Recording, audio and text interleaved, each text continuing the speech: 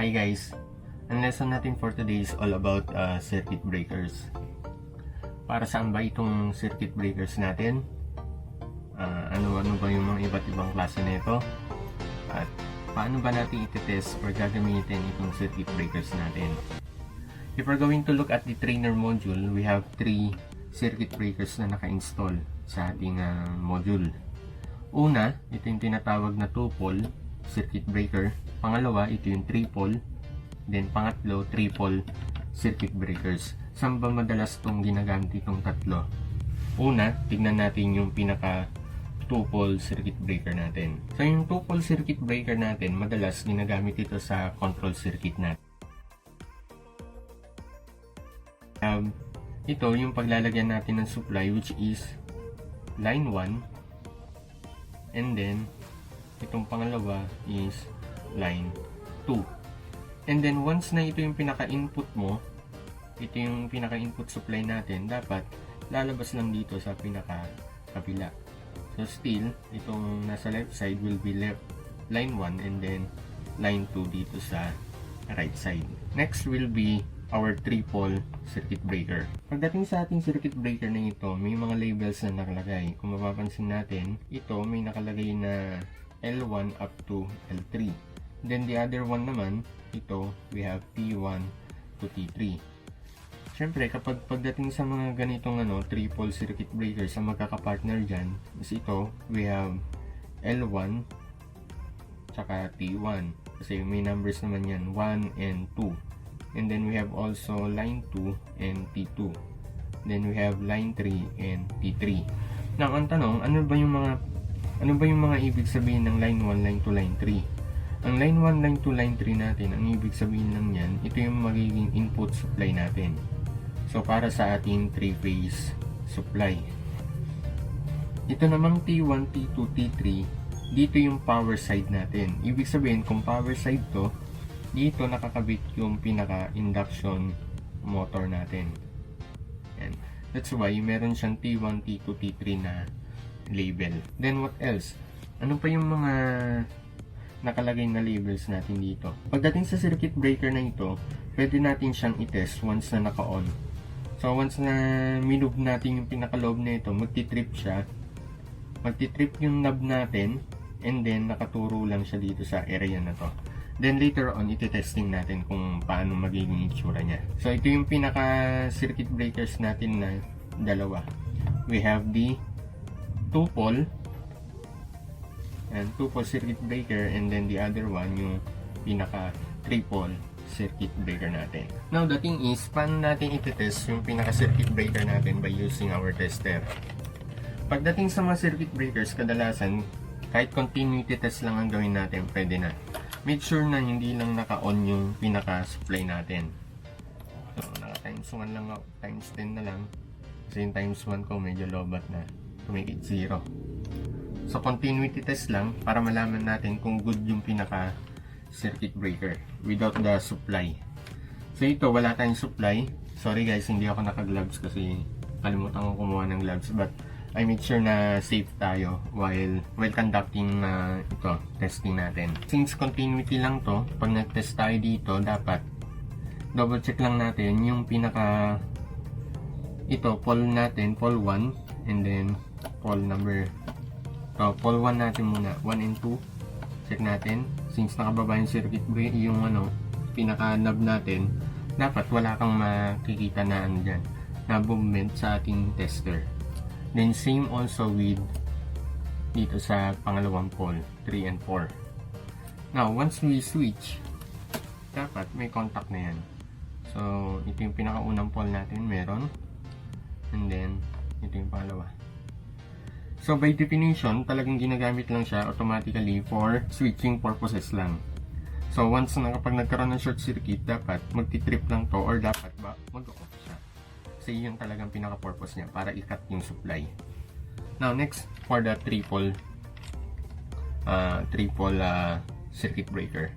So ito yung una, dapat open muna lahat. Yan. And next, second pole. Then third pole. Then once na in-on natin, ang kagandahan na ito, pwede siyang i-lock. Yan. Kunwari, hindi gagamitin. So yan, nakalock siya. Then para kung gagamitin mo na, ibaba lang to and then switch mo lang. Then double check natin. Yan. Kaya yun, good. May contact. And then ito yung pangalawa. May contact din and then last. Yan. So good yung pangalawang circuit breaker natin. Next, itong pinaka-last. We have one. Dapat wala muna kasi hindi naman naka-switch. And then on tayo. At meron. Yan. Good. So good yung pangatlo natin. Tulad na napansin nyo kanina, meron siyang trip na label dito. Paano tinetesting tong part na to. So try natin i-on muna. So since may yan, lagay muna natin yung dito. Yan, para makita na may contact yung dalawa. Yan. Then itetesting natin yung trip. Dapat pag tinest natin tong trip function nya, dapat mag-open yung natin, contact ng ating circuit breaker. As you can see dun sa tester, yan, dapat mag-open yan. So, ibig sabihin nag-trip siya, napunta yung knob natin dito sa area ng trip dito. Nung natin i-reset yan, ibababa lang natin to off. Yan. Para ma-reset lang ulit and then pwede ka mag-switch ulit. So yan, good. Now, yan yung way kung paano mag-test ng ating circuit breaker gamit ang multi-tester. Now, what if kapag may supply naman? Paano tayo magte-test niyan? So, make sure lang na naka-gloves kayo kapag gagawin nyo to. Nagdodoble ingat lang ako kaya dahil wala akong hawak na Make sure na yung tester ninyo dapat nakaset yan to the highest range. Lalo na kung hindi nyo kabisado yung supply na inilagay dun sa pinaka-circuit natin. Para to double check lang muna kung may supply na nalalabas dun sa pinaka-circuit breakers. So ito, naka-pre-wired na yung pinaka-ibabaw natin, yung line side ng mga circuit breakers. So expected, meron ng supply dyan. So once na nilagay natin yun, nag-plug in na tayo ng pinaka-main supply, do-double check lang natin kung talagang nandun na yung pinaka-ano natin. Lang guys, dapat i-double check lang natin itong tester para hindi masira. Kailangan siya, selector switch dun sa ACB natin, tapos highest range muna. Then, check tayo. So, line 1, line 2. Yan, so meron. Then, dito sa triple natin, dahil wala tayong 3-phase supply, naglagay lang ako dun sa line 1, line 2. To make it lang na for testing lang muna. Then, line 1, line 2. Meron. And line 1, line 2. Ito yung pinaka line side. How about dun sa terminal side? Syempre kailangan natin i-on yung circuit breaker natin to make sure na merong dadaan na supply sa kabila. And then test tayo. Meron. Baba muna natin isa. And then on tayo. Yun, meron. Off tayo. Then supply tayo. Yan. So yun yung way kung paano mag-test ng ating mga circuit breakers and how to check kung may supply ba dun sa kabilang side once na nilagyan natin ng supply voltage dun sa pinaka-line side. Now, yung circuit breaker rin natin na ito, itong triple, meron siyang nadagdag na auxiliary. Try natin tanggalin. Yan. Check natin kung ano yung pinaka-itsura niya. Auxiliary na kasama dun sa circuit breaker, ito yung itsura. Yan, medyo hindi may focus na maayos. Yan.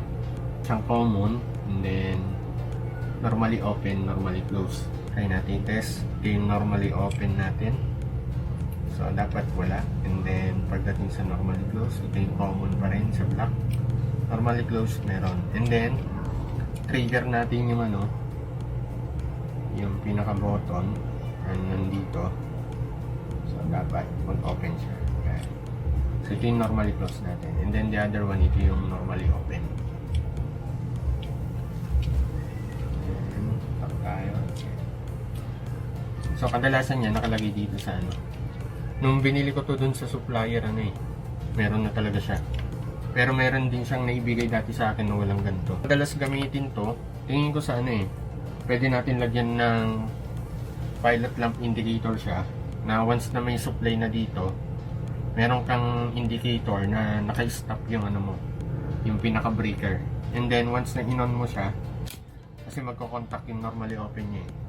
Try natin. So ito, contact tayo sa normally open to. Yan. So walang ganap dun sa ating dito sa ating multi-tester. So once na nag-on tayo, circuit breaker.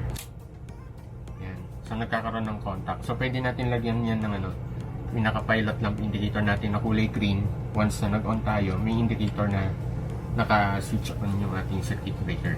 Hindi siya nakadaan dito sa dito sa ating pinaka-power power lines. Dito lang talaga siya sa auxiliary yan. Kaya separate yan. Yun yung naidagdag sa ating triple na circuit breaker na ito. Actually, meron din dito meron siyang slot dito sa meron siyang pwedeng paglagyan dito sa kabila. Yung nga lang wala tayong available, dito lang meron. So, yun lang guys.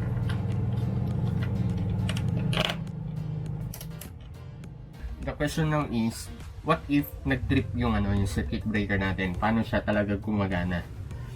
Kadalasan hindi naman advisable na ginagawa to, pero let's try. Yung isang breaker natin, ito, tanggalin muna natin yung supply, pinaka main supply natin. Yan. So wala tayong main supply, safe tayo na hawakan or magkaroon ng ng wiring dito sa pinakaloob.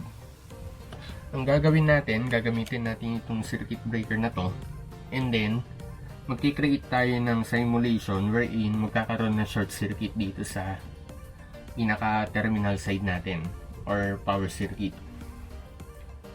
So para magawa natin yun, magkaroon tayo ng short circuit, gagamit tayo ng push button muna, yung normally open na ito. Para once na pinindot natin, magkakaroon ng short circuit, and then tignan natin kung gagana yung pinaka-circuit breaker. So ito.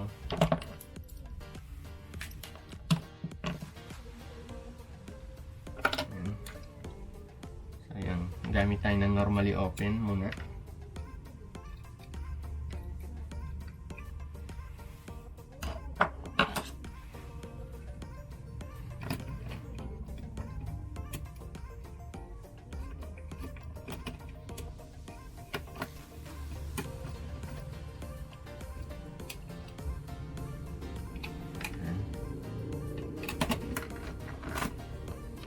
Isa pang wire.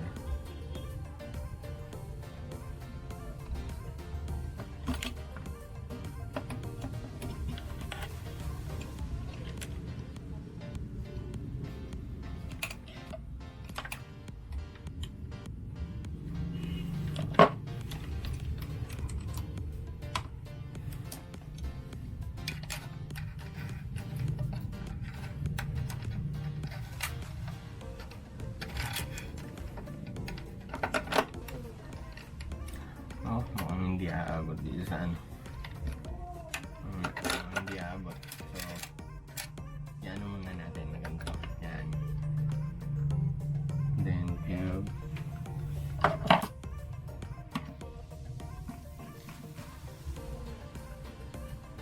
one.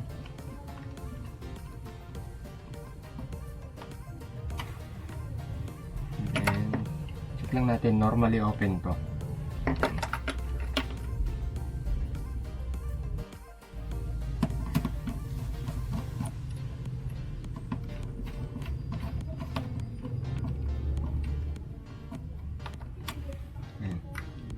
So yan, magsasimulate tayo what if magkaroon ng short circuit yan, or overcurrent sa ating pinaka power line. Tingnan natin kung talagang mag-aano tong circuit breaker natin. Lagay tayo ng supply. Yan. Then double check natin kung may supply na sa ibabaw. So ang tinitignan natin na guide is itong multi-tester natin. Ayan. So So good. May supply na siya. Then on tayo. Breaker.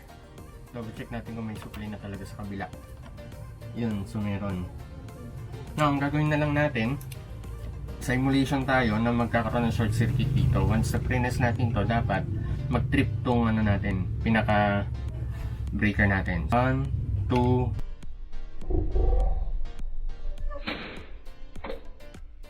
So yan. So you can see, nag-trip siya, nag-off, and then yan. Check natin kung may supply pa dito sa kabila. Dapat wala na. Yan. Yun, so good. Dapat wala na siya. And then, ulitin natin for the last time. So, on tayo. And then, 1, 2, 3. So, yan. Nag-trip siya. So, good. Then, double check lang natin. And then, out natin yung supply. Yan. Ayun lang guys, yung mga kailangan natin malaman sa ating circuit breakers, which is 2-pole circuit breaker, and then we have the 3-pole circuit breaker para sa ating mga motor control diagram. Thank you and goodbye.